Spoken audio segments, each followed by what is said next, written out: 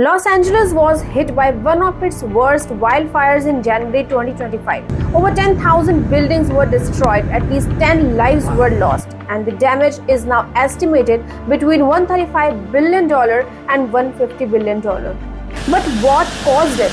A deadly mix of factors came together to create this catastrophe. First, Southern California was experiencing a record-breaking drought, leaving vegetation bone dry and ready to burn.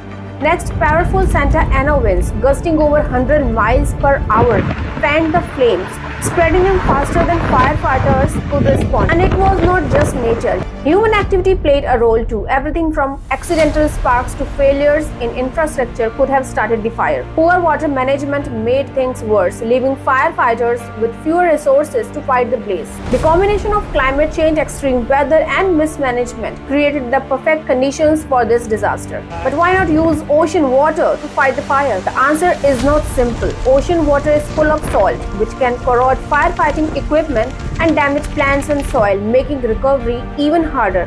And transporting massive amounts of ocean water inland is not always practical or quick enough during an emergency. As Los Angeles rebuilds, this tragedy is a stark warning. We must act now to address climate change and improve disaster preparation before it's too late.